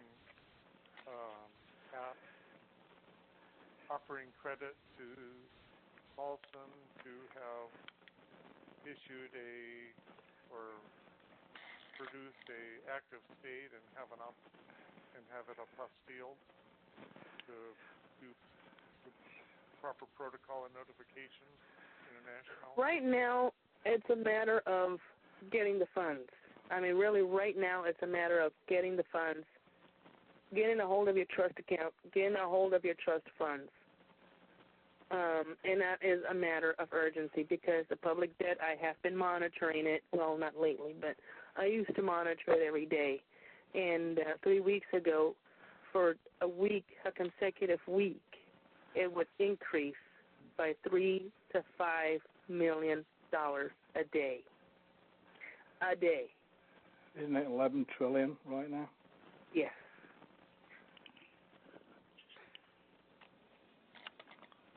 And according to, I think it's Section 28, there's a section in the United States Codes that says that the United States cannot be more in debt than 8 trillion something or other, 485 billion.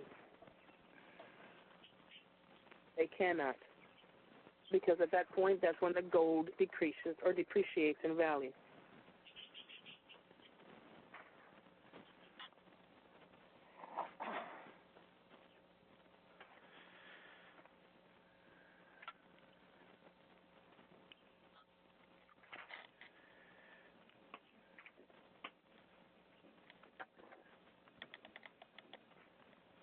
Well, don't we have to send stuff to the Justice Management Division so we can get on that DND list before we step into the bucket?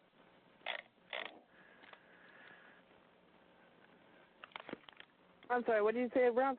I said, shouldn't the guys take and the guys that have ascertained the level take and send their stuff to the Justice Management Division there and get on that DND list before we start anything? Sure. That'd avert any trauma later. DND as in do not detain. Yeah. You have to be in that list and also out of the Trading with the Enemy Act database. Right. 31 USC 3101, public debt may not exceed $8,184 billion. Well, we're already past that. Uh-huh. Section 31, subsection 1322, Secretary of Treasury trust funds of unclaimed money for individuals whose whereabouts are unknown. On Section 1321, that's when you'll find all the trust fund titles.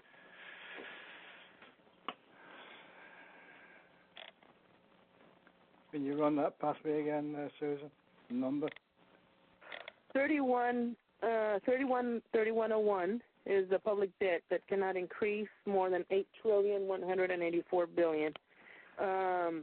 Section 1322, it's where it says that the Secretary of Treasury trust fund for unclaimed monies, and then 1321 gives you the list. Section 31 of the United States Code is where you can find most of the HJR 192, which it was repealed, but it still remained in public law, and it still was embedded in the Section 31. Okay, thank you. Rob, do you know the steps that we need to go through going forward? A little bit, not everything. You know, we're just we're going through an aid and assist here. We're trying to get this thing off the ground. Do you want to schedule another conference call then, Rob? Oh yeah. No, this is going to continue. Like I said, this is just the old introductory session, man. I didn't want to sit here and make how many phone calls and repeat this how many times. I got other stuff to do. Yeah, I understand. Right. But like I said, I don't, and this is just my personal plea to you. Do not make a seminar out of this. This is not about making an extra penny. This is not, I mean, my God, you have millions of dollars as it is. There is no need for greed. There is no need to develop DVDs and CDs and sell them out in the open market for $200 or $300. There's no need to be a pay-T riot. I don't think anyone on this call, Susan, has any intention of that. No. I'm not. Please don't. I'm not directing this to anybody in particular. But again, I have just to ask, and this is all I can do. I can just request. It's up to each individual and up to their own conscience whether they do or they don't. It's a blanket thing, just to put it out there, because there could be people that are on this call that weren't invited, you know, and it's just a plea to don't do this. Mhm. Asking you shall receive kind of thing. Yep. And what is freely learned is freely given. I learned this for free. I mean, financially free. So I'm definitely sharing this for free. And see, you guys know where I've been all this time. Same program. I've never had my hand out. You know, that ain't what I've been about. Life, liberty, and pursuit of happiness, baby. Yep, Sam is right. Yeah. Oh, yeah. So, you guys know where I'm coming from. That's why I wanted to put you on the call here, because we've been yakking back and forth. Susan, how much time do we have before the arrangements with Paulson would be void? He's going to be leaving office here very shortly.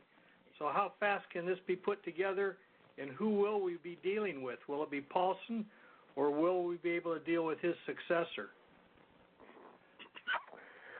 I'm sure we can definitely deal with his successor. I'm sure that wouldn't create any conflict at all. Because, like I said, it doesn't matter who it is. There always has to be redemption. Always. For anything, there's always a remedy. I mean, they cannot just let us out to dry. There's no way. Now, is this account denominated in Federal Reserve notes or in real money?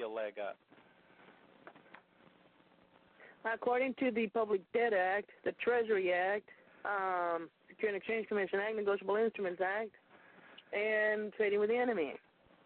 According to those acts, and not to mention treaties. Again, I know nothing about treaties, but according to these acts, rules, and publications, you have, and not to mention 12.411, you have the right to trade any debt instrument for lawful money. And according to Public Debt Act, it specifies gold certificates. The Public Debt Act cannot be found online. A friend of mine actually went to the library and emailed it to me. Scanned the book and emailed it to me. You mentioned that this woman that did this, that's living in the Bahamas now, got a gold certificate. Now, did she get a check for stated amount of money, or did she get a gold certificate? Can you clarify that? I wish I could. All she told me, she was very excited and very feared at the same time. But all she was informing was that she had gotten a gold certificate, and she had asked, "What do I do with this?" And they came back and told her, "Well, we thought you weren't the average individual anymore."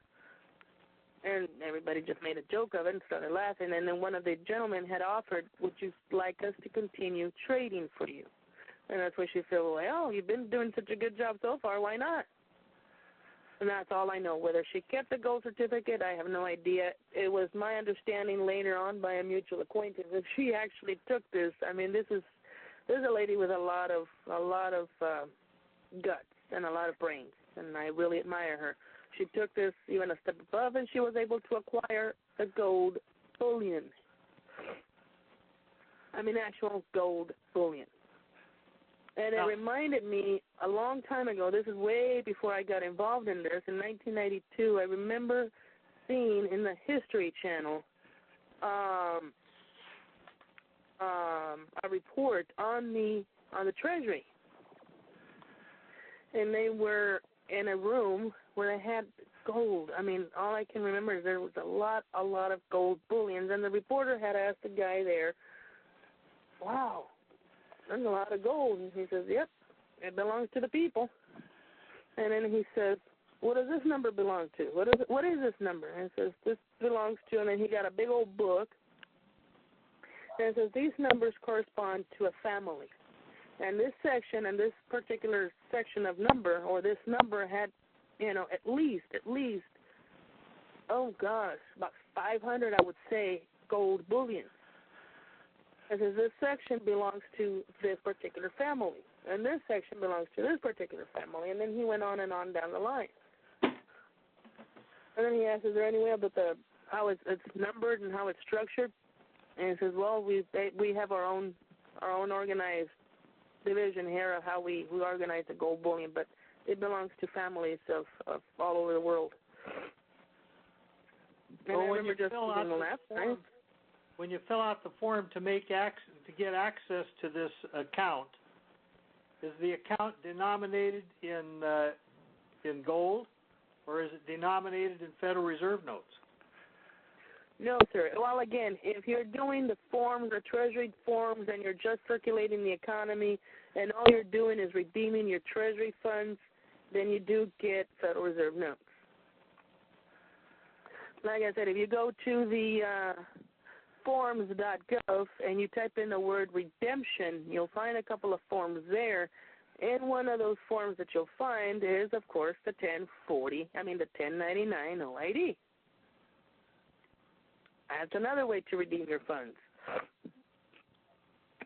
Let's put it this way, that like I gave an example to Rob at one point, if there's 337 million people in the United States, population, citizens, or at least registered anyway, if 200 million people would wake up by the end of this week and would fill out a 1099 OID and redeem every mortgage note, every car loan, student loan, credit cards, medical, every debt instrument that they ever signed, and they did a 1099 OID, by the end of the year, the United States debt would decrease tremendously. Tremendously.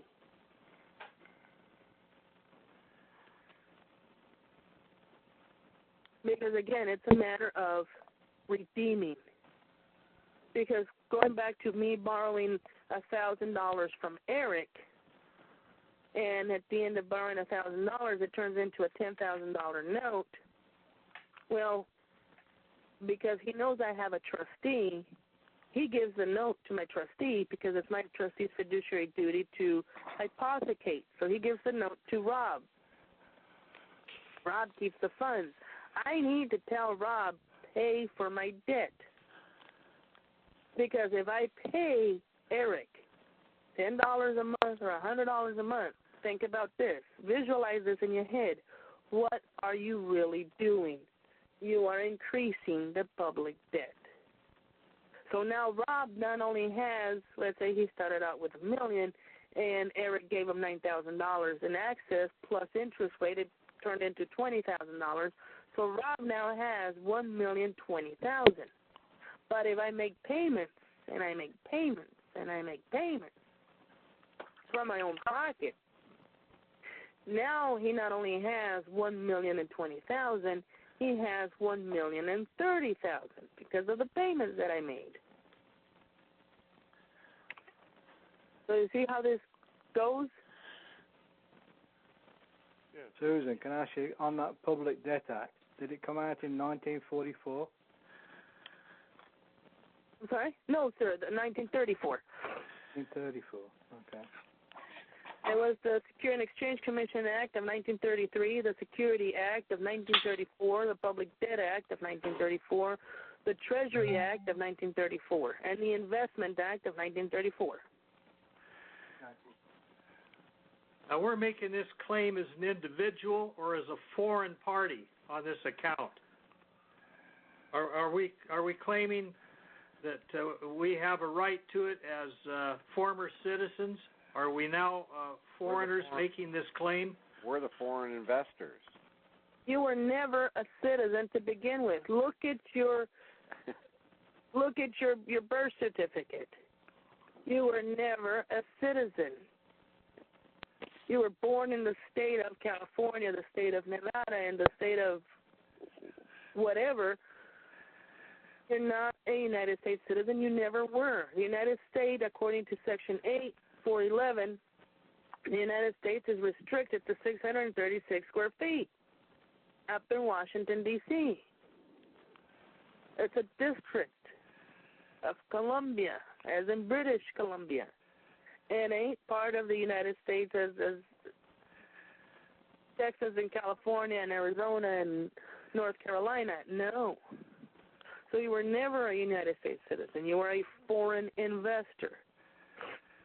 So this is a statement that you're making in the declaration you were talking about filing? Or submitting, I should say? Well, when you're going to do your declaration of sovereignty and you really, really want out of the system as a sovereign and your goal is to develop your own nation and coin your own currency, then yes, there's letters that you have to submit, there's declarations, and in my opinion only, they're written. They are handwritten. They're not typed. They're not in a computer. They are handwritten. Thank you. Hey, Susan, on the OID, there's a good controversy among everybody as to whether you are shown as the recipient or as the payer. Can you give me your feedback on that? Okay. On the back of the 1099 OID, instructions for recipients, you will see an account number. Okay, and here's my logic to this, and then you draw up your own conclusions. On the back of instructions for recipients, it says account number. An account number or other numbers to distinguish the account was established by the payer. The payer assigned. Okay, my logic is when you go to the bank, who gives you the account number? The bank. When you go get a mortgage, who gives you the account number? The bank. So who's the payer? Draw your own conclusion. Logic number 2. On the front of the form, on where it says recipient, recipient's name, address, including apartment number. Now, the recipient was a bank. I'm sorry, I really don't know of a bank that has an apartment number. And it says address for the recipient, address including apartment number. It doesn't say that for the payer. Okay, now there's 2 logics. Logic number 3, 12 U.S.C. 1717, 12 CFR 220, Regulation AB, USAP, Regulation R, and stipulates that the funds that the trust created belong or are to be returned to the trustor, the mortgagor, the obligor, or the borrower. So if the funds that the trust created are supposed to be returned, then again, who's the recipient? Okay. Another mistake that I've seen is where they say description, paid to the United States Treasury. It's not a check. It's a form to redeem your funds. You're not paying anyone anything. It's a description for a reason. What is it? Is it an asset-backed security? Is it a mortgage-backed security? Is it a treasury obligation? If you don't know what it is, it's a treasury obligation. You can define treasury obligations on Section 12, United States Code 423. That's where it says treasury obligations. It's a treasury obligation if you can't find other definitions for it.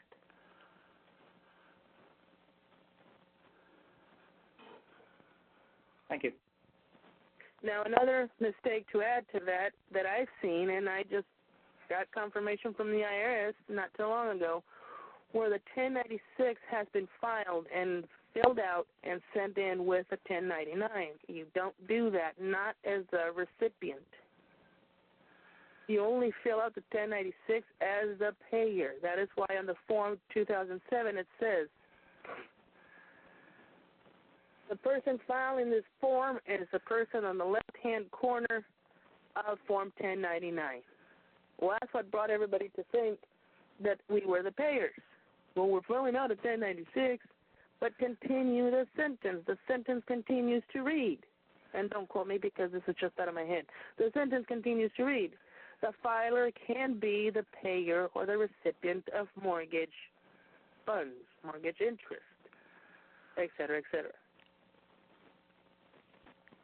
So in my opinion, again, don't do the 1096.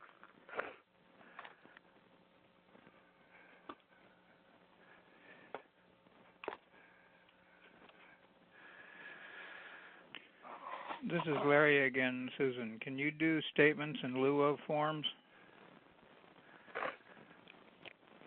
I've never done that, no. But why in lieu of forms? The forms are right there. And they're not, it doesn't mean that because they're forms, you can't alter them.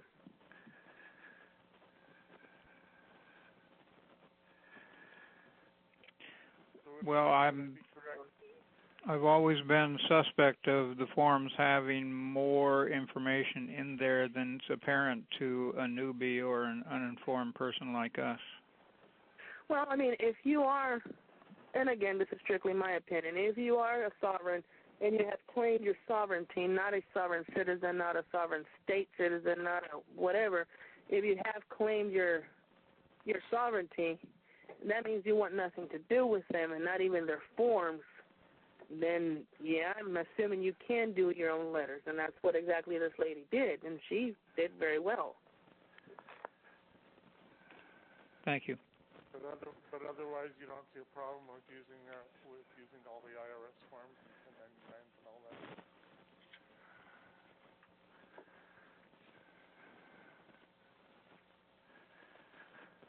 I don't think she heard you, Eric. You're really quiet. Okay. Other Susan, you see any problem in doing IRS filings and 1099s and all that as a sovereign?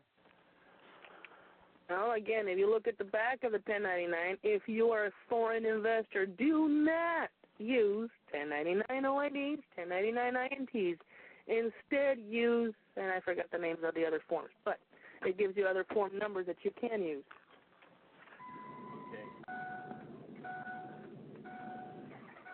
Okay, we can be foreign authorized representatives of the corporate fiction. I don't know anything about that. I really don't.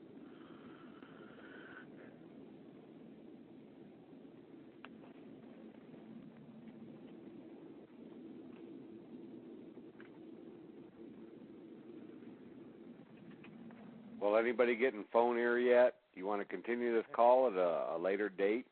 Oh, obviously. Yes. Yeah. Yeah. Let's have another date. Because I know I'm getting phone here. I'm getting tired. Thinking and discussion to do to get our minds straightened around. I know. Well, this will give you something to go lay in bed and toss and turn about now. Stare at the ceiling. Too much information. We thought we had questions when this started. Now we've got about 1,000 See? Like I said, the only thing I do know is that the government is not out to hurt us. They never have. And if we do things the right way, there is no reason why we need to wind up in jail or prison or anything else. We're not doing this the Roger Elvick way. We're not doing this the Gene Keating way. We're not doing this any guru way. We're doing this the way that has instructed by them, because they're the ones that made the rules, and they're the ones that created the corporation. So we need to know. We need to know how to get rid of it. Because bottom line is, he who serves two masters always fails one. Well, when they were examining this woman, when they confronted her with their Glocks, assuming that did happen and terrified her, the type of questions they asked her were to determine if she knew what the process was that she had used, that somebody else had not furnished her this information, she had not blindly gone into it, that she actually knew what she was doing. Was that the nature of their questioning? Yes. All they wanted to know was that she knew exactly who she was, and she wasn't copycatting anyone else. That she knew exactly who she was, and she didn't get this information from a membership of some seminar of some sort. But like I said, it just bottom line, it makes no sense saying, I'm a sovereign, I got my paperwork from John Doe. So was she just interrogated by one person with just the other standing in the background? No, according to what I was told, they came to her house, they knocked at her door, she opened the door, there were 7 guns pointed to her head, and at that point she just flipped out. She says, what do you want? What did I do? And she says, do you know that you have committed fraud? And, no, what word did they use? Because I looked up the word, and I said, that's not what they intended it for it to mean. Was it conversion? Oh, I forgot. I'm sorry? Was it conversion? No, it started with an S. Sedition? It'll come to me. At any rate, let's just assume it was fraud for the sake of a conversation. Do you know that you have just committed fraud? And she says, no, why? Why do you say that? And I didn't do anything wrong. He says, well, where did you get this information? We received this paperwork from you, da-da-da-da-da-da. Can we come in? No, yeah, it's not like you're asking nicely anyway. I mean, do I have a choice? So that's when they started asking her questions, and I did tell her that a lot of people out there know about this. Very, very, extremely, very few have successfully gotten out and have successfully obtained the funds. And they wanted to know, where did you learn this from? Who informed you of this? You did. We. Yes, sir.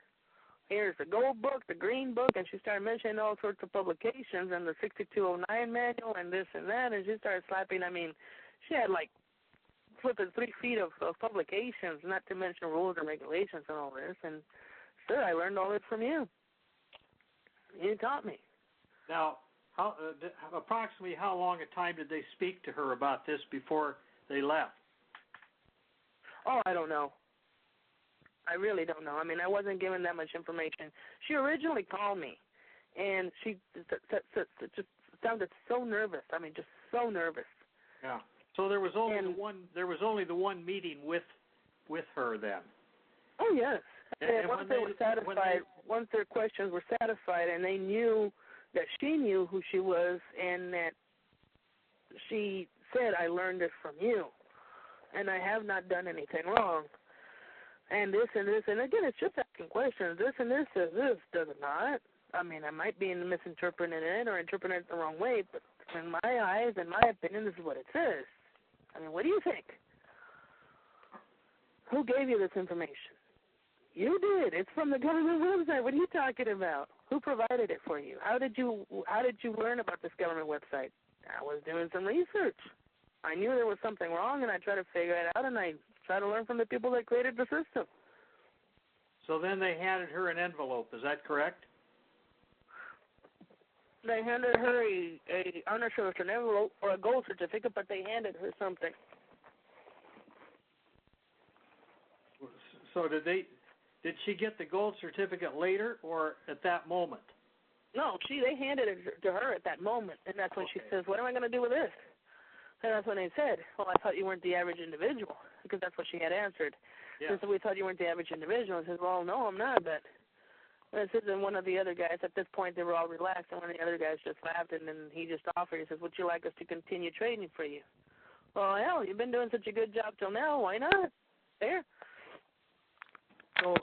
So if they asked if she wanted them to continue trading, then there must have been some contact with them after she got the gold certificate. That's what one would assume. Did she have further contact with somebody after that? Or did I have no idea. I didn't have contact with her after that. Like I said, she called me from a home phone, and she thanked me, and she hung up. And I said, well, okay, great. Thank you for what? What did I do? Who is this? I had a lot of questions. And a couple of days later, she calls me again from a payphone, and she's really flipping out. And she literally drove a long ways. She told me she was like 20, 30 miles away from her house because she was that nervous. She thought that they were going to spy on her, and satellite cameras were all over her house and all this other stuff. And well, she had become paranoid at that time. I'm sorry? She had become paranoid at that time, I assume. Oh, yeah. Yes, they do a very good job at doing that. Yes, they do. They were Secret Service, right? Mm-hmm. Yes, I thought. Well, like I said, by the same token, she got there. Even though she knew who she was, she allowed herself to be manipulated. She allowed herself to be said, hey, sign this. She didn't have to. She really didn't. How did you know that she ended up on an island in the Bahamas? Did she contact you after she got down there? No, she said that she had gotten an island, well, not in the Bahamas, on the island of East Coast of Florida. That's what she said. And I said, great, but, I mean, aren't you going to move? Or so is that where you're at right now? She says, no, I have to still be here and slowly but surely just drift away because I can't make it that apparent. Because, see, what happened was she started with a foreclosure. That's how she got a hold of me. I was helping people with foreclosures at the time, and she had contacted me. And ironically enough, her husband had worked for the Security and Exchange Commission. And I told her, I said, you're facing foreclosure. Why? And she said, well, because he doesn't have a job and he got laid off and this and that. And she started explaining. I said, no, but that's not what I'm asking. Don't you know that they trade notes? Don't you know that you're an investor? Well, what do you mean? hey, Robert, come here. Robert gets on the phone, and I started asking him questions about mortgage-backed securities, and he started putting two and two together. He says, oh, wow. And that's what we started talking. And I sent her the information that I had and the publications and the forms and my version of the documents at the time, and, you know, she took it and ran with it. She developed something else. I mean, it wasn't only my document that she used, but I gave her an idea of what she could use. How long ago did this visit occur from the Secret Service, that when they handed that envelope? How many months ago was that, approximately? About a year ago. And then the last time you heard from her would have been how long ago? About a year ago. Oh, it all happened in a short span of time then? Oh, when I first originally got a hold of her? No, when she first called and told you about the visit from the Secret Service, and then she called you again. Oh, that was the first and last contact. The last contact I had with her after the fact, she had gotten the funds. Yeah. You know. She had converted the gold certificate. Mhm. Did she mention how she managed to cash or deposit that enormous amount of money? No. Like I said, they just asked her if they wanted them to continue trading, and she says, hell, you've done a great job up to now. I don't see why not.